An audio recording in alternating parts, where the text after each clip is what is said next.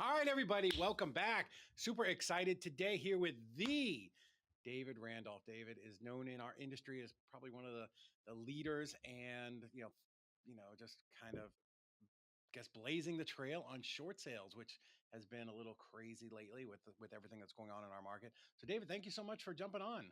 I'm really excited. And by the Cool. way, it is the David Randolph because davidrandolph.com was taken by somebody else. Oh And no, of so my IP attorney said, "Hey, well, aren't you the David Randolph?" course And you are. so we took that website, Love it. thedavidrandolph.com. That's where that came from. Love it. So, David, we're in a couple of masterminds together, and you're generally regarded as the the go-to guy for short sales. And I want to talk about that and where we're at in the market and what's going on, and if short sales are even still a thing. But how did you get into short sales? That obviously wasn't where you started. You weren't born as a short sale expert. What were you doing before all of this in real estate? Well, my background was actually engineering. I was working in the corporate world, okay? Yeah. And I had that dream about, more millionaires are made in real estate, Hmm. and here I'm stuck in the corporate world. But the problem, David, is that I was climbing the corporate ladder. Okay, Uh-huh. I was doing patents and making a lot of money for the Mm, company. And yeah. one year I came in for my performance review, and they went through all the stuff I did, and then you get your raise at the end, right? And so it's like, good, what's my raise? And they said, well, your raise is zero. You don't get a raise. And I mean, what do you mean by zero? Zero, Yeah. zero what? Point zero zero. And they said, yeah, you're already making as much as the president of our small company. You're already making as much as him now, and Yeah. nobody can get paid more than the president. So I Yeah. said, well, give him a raise. Give him a Give raise. him give us Yeah, both a raise. anyway, so from there, I found out I made it to the top of the corporate ladder, and there's nothing there. There's nothing at the top. So I Oh, climbed interesting. back down the corporate ladder, got on Yeah. the real estate ladder, went to Yeah. some real estate conferences, learned about that, back in 2009, and fell Yeah. in love with real estate with it. And so then I've, been doing real estate for 15 years. I got, several businesses if you want me to go through those. Yeah. Yeah. Tell us about it. Right. Well, I started out with the thought that if I could learn how to rehab a house, then I could do anything in between. I could do wholesaling, I could do rentals, if I had Yeah. that skill. So that was one thing I learned how to do. And then the other one was, how do you buy houses? That's the other thing you need to know. And so it's like, well, this is 2009. There's a tidal wave of foreclosures everywhere. And my wife and I, we wanted to find some way to help families out. You can buy off the MLS, but that's kind of cold and boring. Mhm. But instead, we wanted to help families out of a crisis at the time. So we started doing that as a short sale method. Well, what happened was, we're rehabbing houses, probably rehabbing 5 to 10 houses a year. Right. And one of our claim to fames is that all of our renovated houses have sold in 7 days or less. Now, this is in Okay. St. Louis, Missouri, okay? And all the houses that we put on the MLS, $265,000 and less, they sold in 7 days or less at list price or higher for 15 years now. That's They're amazing. drop dead gorgeous. But as we kind of know what the topic is here, that is my way of buying houses called a short sale. That was my method Mhm. that I was doing to buy houses. So I make, now this is personally, okay, me, I make 50 to $150,000 gross profit. Now I'm trying to be FTC compliant. There's Yes. papers and paper, right? But the point Mhm. is, I'm making a lot on each house on $250,000 houses by negotiating a short sale. These are not on the MLS. They are not with a real estate agent. Right. What I do is I work with the homeowner, and they authorize me to speak with the bank, and I negotiate directly with the bank. So I want to be really clear. I'm an Mhm. investor, an entrepreneur, Yeah. okay, and I'm the buyer and the negotiator. So everything I talk about on this interview is going to be in that relationship as a real estate investor. Well, in that, I kind of grew up into having over $3.5 million. I can say this on FTC because I can log on, and I've got Yeah. $3.5 million in cash in my IRAs that Mhm. I lend out. So I became what's called a hard money lender. So, as you go through real estate and you get, more Mhm. successful at it, that's one avenue. Okay. I didn't do rentals. Okay. But I did hard money lending. But my Yeah. heart's to help new rehabbers. So I Yeah. give them the money to buy it, the money to fix it, the money for the points, money for the monthly interest payments. They need no money at all. It's all Mm, on the HUD statement when they sell the house. Then yeah. about 5 years ago, people that know me, big names out there said, "Hey, David, you need to teach other people how to do short sales." Yeah. I've been teaching it for 5 years now, and I Mhm. got students all across the country, and it's just pretty amazing right now. The banks are literally dumping the houses, and Really? nobody else knows about it. Kevin is in Pennsylvania. Just last week, he bought his very first short sale. He bought it for $57,000. Yeah. Then he brought in three dumpsters. It was kind of a hoarder house, right? Sure. Three dumpsters. And he wasn't a rehabber. And so he just listed it on the MLS. And he is under contract for $225,000 Whoa. cash, no inspections, That's no amazing. appraisals. His highest offer is 245. The Mhm. banks are dumping the houses right Mhm. now because of many reasons we can talk about. But Yeah, well, let's jump in and do that. Like for people who aren't maybe as familiar, let's talk about what is a short sale. Like first off, like what is a short sale, and then a little bit like how did you even discover that when you wanted to get into real estate that this was going to be a great niche for you? Well, uh, as far as getting into it, there was no choice in 2009, Yeah, right? they're I mean, out so there. so it, so it's either buying foreclosure courthouse steps or short sales because there was nothing on the MLS, there was nothing in Right, around. But what is a short sale? A lot of people don't know what that is. So I'm going to say a few things that are going to be a little bit strange to people. So if we asked 10 real estate investors, what do you think a short sale is? All 10 of them would probably say, well, it's when the homeowner owes more than what the house is worth. In other words, their loan or their mortgage on that house is larger than what they could sell the house for. And that's what a lot of people would say is a short sale. They right. can't sell it. Well, that's actually, nah, it's dead Really? wrong. Oh, yeah. Okay. Here's the definition of the short sale: you miss one house payment. And here's why: I cannot do a short sale, and you can't either. We can't do a short sale unless the homeowner has missed one payment. You Right. can't do one. And so for me, that's my definition. Now, Dave, you're crazy. You're trying to, tell us you're crazy. And okay, yes, but I'll back everything up, and let me back that statement up. And here's why. Okay, there's a company, I said my background's engineering and corporate life, so I'm a data junkie nerd. So there's this company called Black Knight that was bought out by ICE, and they do these data mortgage statistics across the country. They Right. did a 30-year study all across America for 30 years, took all the foreclosures in this country, took all the homes that had 40% equity, Mhm. 40%.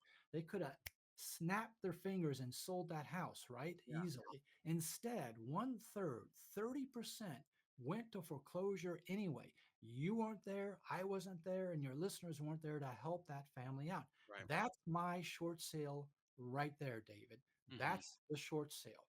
That's the family that needs your help. That's where we can do a short sale. Equity is irrelevant to the situation. Okay. Equity is irrelevant. Now, let me back that up. Okay. What is equity? You can't define it.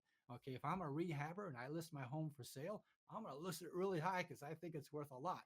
And a buyer's going to come in and offer less. So there's obviously some difference between the two. So equity is in the eye of the appraiser and the eye of the Right. beholder. So it's a variable number, right? Right. So Right. let's not say that they do or they don't have equity. It's irrelevant. It's what does the bank tell you? That's all that matters. So let's do the short sale process and let the Mhm. bank tell us what there is in it, right? And so that's what a short sale is. And that's basically, how I conduct and how I do my short sales is I let the bank tell me. So you're talking to a seller, they're behind on at least one payment, and from there you would start that process of going to the bank and trying to negotiate it down. Like, give me a little bit more there on like kind of the TikTok of how that works. Well, basically, I like to work with families that have a foreclosure date. So, in other words, they're in all states, Gotcha. even judicial and non-judicial. Yeah. There is a final point in time where they have to post the time, the date and time on the courthouse steps that house will be auctioned off to bring in as much for the mortgage as they can. Missouri's 21 days, Texas is 21, Georgia 30 days, Mhm. Florida, and Illinois there's different number of days, but I like to basically mail a letter to those people that are going to lose their home. So they call me. Okay, they call me and they're desperate because they're going to lose their house. And so what I do is find out, what do they want to do? Do they want to keep it or do they want to sell it? If they want to sell it, I say, okay, look, one of the techniques that we can do is I can help you stop that foreclosure date, Okay. and then we can go to the bank, and then we can do a short sale process. Okay. And then if they agree to that and they say, that's great, that's wonderful for lots of many reasons, then I am going to have an authorization form signed by the seller that I give to the bank that allows me now to take over the entire conversation. The bank almost literally never talks to the homeowner again. Hmm. Okay, because you're now doing all the paperwork, all the processing, everything directly with the bank. And Right. so you just go through a long process from there, being authorized by the homeowner. Hmm. Nice. Um, and so is condition like a big driver for you, or that doesn't matter? Because I always Well, thought that it was, yeah, the worse the condition, of course, the better. Well, I think in real estate in general, that's a generally true statement from the Okay. perspective that you can bring the most value to the house. If a house is Hmm. in really bad shape, the homeowner either doesn't have the technical knowledge to do something or the financial ability to do something. So in general, that's a true statement. But in short sales, it turns out not to exactly be that case. Give you Okay. an example. Back in 2015, after doing short sales for 5 years and thinking the same thing, let's do the hoarder house and the bad Yeah. houses. I said, you know what? I'm getting pretty good at these. I'm just going to try a short sale on a house that's only like 6 years old. Okay. Granite countertops, wood floors. I'm just going to go ahead and try and do a short Yeah. sale on that and just kind of waste my time and see what the banks say and Hmm. what comes out of it. And so I ended up buying that house for $110,000. Now, it had an unfinished basement, so I felt really bad about that because as a rehabber, we got to do something. Got to do it all. Okay, so I put about 20 grand into the basement, just made a big giant room under there and stuff. So I had like basically 130,000 in it. Well, I put that house up on the market and sold it for $210,000. Okay, on public records. I had 130 in it, sold it for 210. Not bad for a house that was was 6 years old. So Yeah. now I don't distinguish between them. If the homeowner wants to do a short sale and doesn't want to keep the house, then let's take it to the bank and see what the bank tells Hmm. us that they're willing to accept Yeah. on it. And there's a lot of reasons why the bank accepts a lot less than what you might think. Okay, Really? there's a lot of reasons. So these are people, they're basically walking away, but they want to have you come in or your team, and is it it keeps the foreclosure from happening and maybe saves their credit? Like what are the benefits that this process can offer the seller? Yes. The number one, and this is what I'll go through about five of them, but Hmm. I'll tell you the number one reason that the homeowner will agree to let you do a short sale with them is to stay in the house longer. It's the number Okay. one reason. It's not that the foreclosure on their record is 300 points for 7 years and a short sale is only 50 points for 1 year. That's not the reason. It's Really? not the reason that you can get the bank to pay them some money, Hmm. okay, on it. It's not any of those reasons. The main reason is that they don't have to move out next Tuesday and they can stay in the house longer. They get to save their money up, okay, because they're not making their house payment during that time Right. with it. And so there's that procrastination factor, which is what got Sure. them into their mess to begin with, Right. right? Right. Okay, they don't have a place to go to yet, and so a lot of things can help them get their family straight and everything ready. So there's a lot of reasons. Bankruptcy costs them money, Yeah. still hits your credit pretty bad on that. So there's no good option, but to do the short sale in a lot of those cases. Hmm. Yeah, and that's I've heard a lot of investors that do that, and I just detest it. But they will open bankruptcy to try to forego the or stall the foreclosure action. Yeah, that's terrible because it costs the homeowner money. Yeah. I've got multiple ways that I can stop the foreclosure date, multiple ways to stop it without telling the homeowner you got to spend 1,200 bucks and Yeah. file bankruptcy, right? And so now we'll make a little side point though. It's absolutely irrelevant to you as the investor. We can do a short sale the very next day. If they're in bankruptcy, we can still do a short sale. Hmm. So don't let that stop you from Yeah. proceeding along with doing the short sale. Nice. Now, David, a lot of people say they want to get involved in the process as early as possible, like the minute the list pendants is filed, or even some people go as far as just pulling 30, 60, 90 reports where they just can tell someone's starting to get behind on their mortgage payment. But you like to be really close. The closer to the date, I guess maybe the better, or at least once there's a date established. Well, I mean, there's nothing wrong with, getting there early and talking to them, because there is a know, like, and trust that you Sure. can build up. Yeah. But they are absolutely going to procrastinate until that last 30 days or 21 days. Okay. Mhm. And so now maybe that, you send them that letter. Okay. Because I teach you just to mail them a letter from the public posting. They've seen your name now before. So that certainly can help to do that. Okay, Yeah. but it's not going to actually happen until they really see that time, date, and time when they have to be out of the house Yeah. with it. And so that's where they're most motivated. I mean, it's very, very easy. No, I'll say easy, but they're, as long as you can explain to them what the process is happening, that it's really true. Right. Sometimes this little trick, I actually take the newspaper where the foreclosure posting is and take a picture of it and just text them and say, "Look, see, you're somebody now. You're in the Uh, newspaper. Here's your name. You're Steve Martin, right? I'm some yeah. other phone book, And so they're like, "Holy cow, it must be real." Okay, so what do we do? What do we do, David?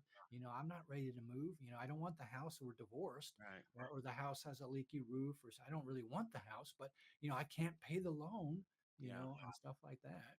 That's interesting. That that's one thing that I talk to our team about for our clients who are working with people in foreclosure and short sales and bankruptcy and all those things.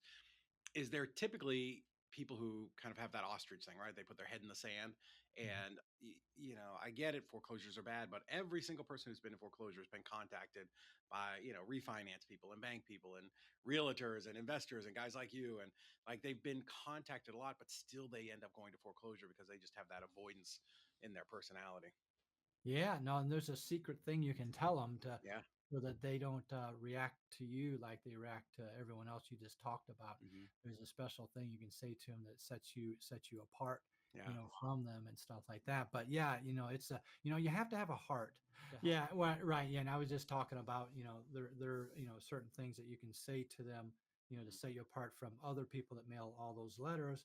Yeah. And the best people that do this are those who have had a Right. foreclosure in the past, or even a divorce or health issues, Yeah. because it's your heart that they're going to see. Sure. Now, of course, after that, you got to know what you're doing, Right. right? Obviously, but some of the best people are Yeah. those that have been through a situation Hmm. themselves. Yeah, I think that's important. And when we were running a large wholesale company across the country, with our acquisitions and dispositions people, I would explain that like you got to really care, you got to be interested, right? How is it that we're going to be able to help these people? Because these people, they're 100% losing sleep at night, right? I mean, it's a terrible situation. So, on this, kind of going in that direction where you and your students are trying to build new leads and help other people, what are some of the biggest obstacles that they come across other than that, other than people just being afraid to answer the phone? Well, I mean, there's a lot of, misconceptions on a lot of things. One, you don't need your own cash to do Yeah. a short sale. You always turn a cash as is offer into the bank, but Right. as you know, as a title company, easy REI closings, you can always come to closing with a loan as Sure. long as you don't change the terms of the contract. So that's Right. one, thing there. I think another one is that, well, just talking about title companies while we're here, is a short sale is a different animal. Do not go to your traditional title company to Yeah. try to do a short sale, because Right. they'll mess it up. Yeah. Okay, either they'll step in when they don't even need to be stepping in and trying to do something with the bank. Okay, whereas Mhm. you've already generated the approval letter. You just need the title company to execute the terms on the approval letter. Okay, and stuff. And so that's very important to make sure, because there's FHA, Fannie Mae, some of them have deed restrictions. You need a title company that understands how to record that, how to execute it, how to wire the money, and what documents go to the bank after it's over. Mhm. Completely different. Yeah. And so that's kind of one that people kind of need to be aware of.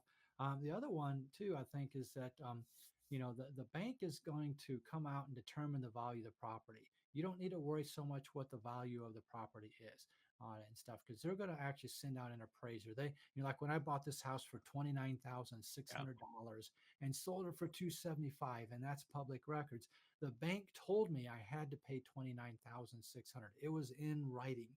Okay, and so the bank's going to come out and they're going to determine what the value is, not you.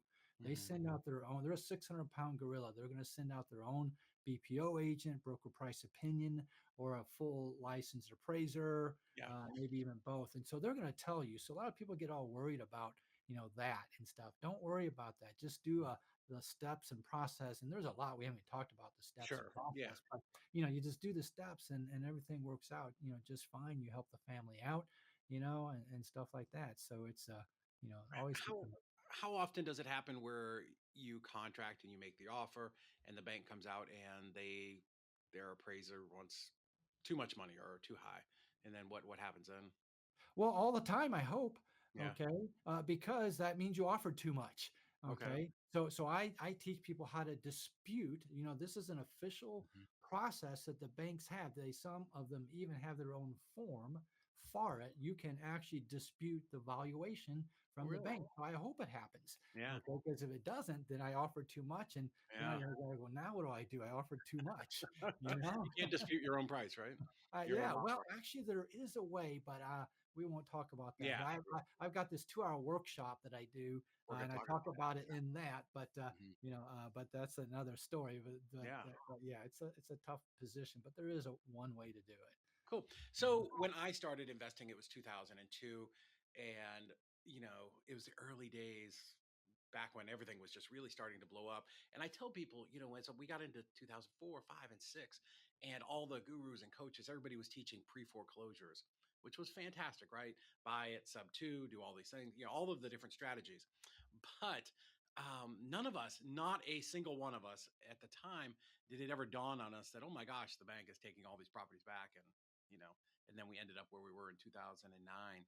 So, clearly when I started, short sales were, it was, I would, I would say easier maybe, or just maybe more common, more prevalent. And after the last couple of years where the market has been so hot, I think people have sort of forgotten about the whole short sale thing. So where do you see short sales in today's market and maybe in the, over the next couple of years? Well, you know what? The banks are literally desperate, and here's why. We recently had this administration change, and when you Mhm. change presidents, you get to rewrite history. And so the official delinquency loan count was 2.2 million. And Yeah. after the presidential election, and that came out, it was finally revealed that it was 6 million. It's Oh actually my. 7 million delinquent loans, but at least this president got closer to it. So the bank has 6 million delinquent loans that are Yeah. sitting there. And so just because you don't know about them doesn't mean they're not there. Now, what was happening was that there was a lot of regulations that kept the banks from doing the foreclosure process. So that's why you say that there wasn't many there. They existed, but the Hmm. foreclosure side wasn't happening. Okay. So me and my students, we've been doing short sales left and right because of that quantity.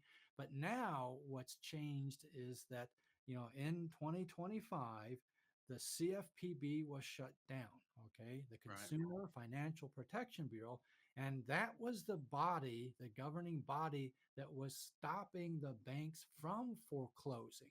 So Hmm. now, with that institution shut down, the enforcement of that shut down, banks are now able to foreclose, quote, at will going forward. Okay. So I think you're going to see it in the Hmm. news much more going forward, but it's not going to change the fact that 6 million are still there. And my students are picking one here, picking them off left and right. Yeah. That's still happening. It's just Mhm. now in the media, you're going to see that, Yeah. more.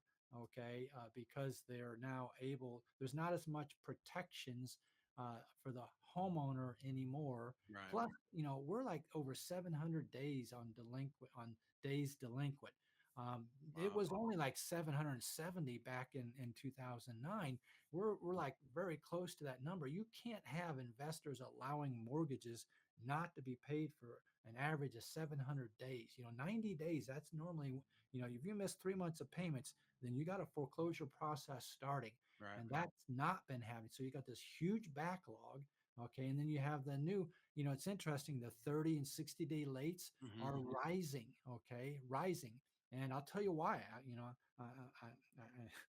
You heard of this? Now I don't have a PhD in economics, so I'm going to give Hmm. you my version of it. But it's called inflation. Okay, Sure. and what happens in inflation? You need to pay for gas and for food, and guess what? Your house payment doesn't get made. So the 30, 60 days late payments, okay, recent ones are increasing. plus the backlog of millions of uh, COVID type CARES Act moratorium, had Right. 18-month moratorium of those people still sitting there that the banks have got to get them, off of their books. And I think Right. you're going to see it publicly, going forward. Well, I think that that was affecting a lot of the reporting, right? Was the, where they were doing loan modifications. Gosh, I couldn't believe it's been so long since we had heard loan mods too. That was a 2010 thing. But yeah, during COVID, they were taking these payments, putting them to the back because what's important for the bank, and correct me if I'm wrong, but bad debt is just terrible for them, right? Because it affects how much they can borrow and how much they can lend. So I think that's probably where a lot of this misreporting came from because they didn't want to say they had all these bad loans. Well, yeah, it's in case you don't know it, the banking system is a fiat currency. Yeah. Okay, you give the bank a dollar, Mhm. and they give you a toaster, and then they go out and lend out $15. That's Yeah. literally how the banking, they print the money, and they go lend it. Yeah. Well, what happens, David, in a non-performing note is it kind of goes backwards. So if you have $100,000 loan on a house Yeah. and it's not performing, the bank's got to take $1.5 million off their books that they Yeah. can't lend out on car loans, Right. home loans. And so they would much rather take, say, 50 grand for Hmm. that loan and then lend out 750,000. Yeah. And they don't want to get too many of these, non-performing notes, the quantity wise, or they get shut down. FDIC comes in and gives all their assets to another bank on Friday night, and stuff. And so, they Yeah. take their toys away. And they don't get to play in the sandbox anymore. And Yeah. so that's we talk about distressed sellers. It's distressed banks, and that's why they'll take $29,600 for a house I sold for 275. After putting 80,000 in rehab in it. There's a distressed seller lender type situation Gotcha. on that and stuff, and that's what they're so well I'll give away a secret here. Okay, so each lender, okay, like Fannie Mae, Freddie Mac, VA, there's like 7 different types. Yeah. Each one takes a certain percentage of the value of the property. So don't make this mistake. Okay, don't, if you have a bank do an appraisal, don't offer the appraisal. Okay, that's not what they want. Okay, I'll give away one here now. Wow. This isn't live, right? We're not doing this. Okay, so this is going to be released later, right? Yeah. Okay, so don't be sitting in that chair when this is released, because I'm going to tell you something. And the Mhm. government drones, okay, they're flying overhead. The drones, they're going to zap you, okay, because I'm going to release something that's not supposed to be told. Yeah. Okay, so let's take FHA. FHA, they do an appraisal, but the bank will take 88% of that appraised value. Now, Oh duck wow. quickly. Okay, yeah, and so each lender type has a different percentage. Okay, so you would think, well, wait a minute, why wouldn't you just take the appraisal? No, they're distressed. The banks are distressed sellers, right? And so they have a lot of other motivation and stuff like that, Mhm. and everything. But yeah, and so each lender type has a different percentage, and I know what they Wow. are. Fascinating. Fascinating. Yeah. That is good stuff. So clearly, short sales are going to be they're going to come back into vogue, as they say. People are going to start paying a lot more attention.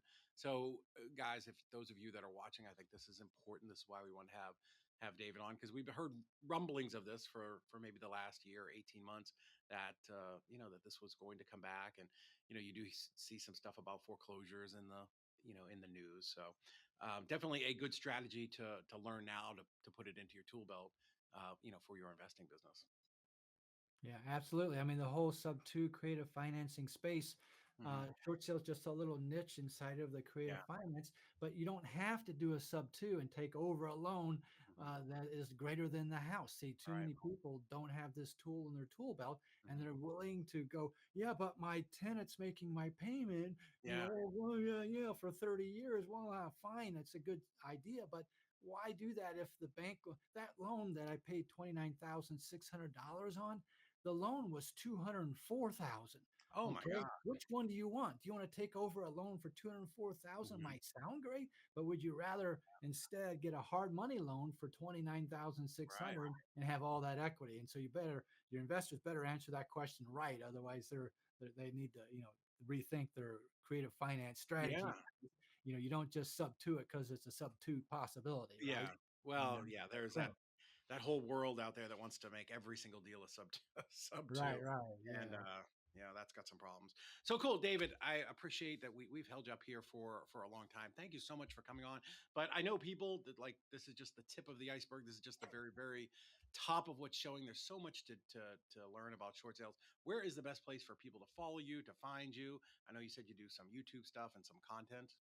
Yeah, well, look, I do this every single month, a 2-hour Zoom introduction to short sales, because Okay. there's so many more questions that come. Every question I Yeah. answered, I know created more questions for you. Sure. Yeah. So for your listeners, for your group, okay, there's no charge for this at all. It's a 2-hour Zoom session. I do it once a month.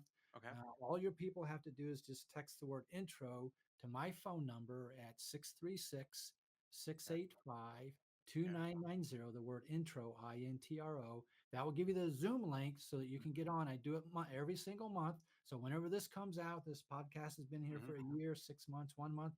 That's fine. I do it every single month. Just text intro, or you can go to my website and go there too. Is another way. Actually, you're probably fancy, David. You probably can put like a link in Mm-hmm. your YouTube account or something like We'll that. do that. Yeah, I'm not that sophisticated, but I can give you a link for it. So yeah, and it's a free workshop, and I can answer your questions, and I go through the process, and I give a market update on Nice. exactly what's happening with the banks. That's why I do that every single month. So your people are very welcome to go ahead and jump on there. Awesome, guys. Again, I can't encourage you enough.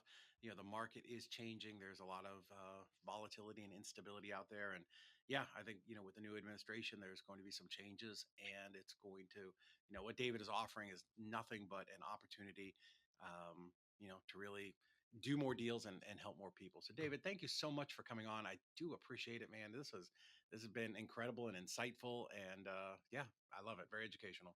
Well, I appreciate what Easy REI Closings does in bringing these out to people, because you're helping people take real estate and be successful at it. So I appreciate your effort. This is a lot of effort for you, okay? And I appreciate you producing this, getting this out to the Yeah. public, because it's about, relationships Mhm. and sharing knowledge. And I appreciate what you do. Cool. Well, we're going to, and we're also going to talk to our coordinators as our clients pop in and have these deals where, there seems like there's no solution. We're going to make sure that we're sending them your way as well. Yeah, we got to help the family out. Look, the worst thing that we don't want foreclosures. Everybody, including the bank, loses. Yeah. Okay, everybody. I don't know anybody that wins in a foreclosure. And so we don't want that to happen to families. Awesome. Guys, thanks so much. Make sure you check out David at thedavidrandolph.com. We'll drop a link here for the YouTube presentation that he does once a month. And let's go out there and do some deals. We'll see you at the closing table.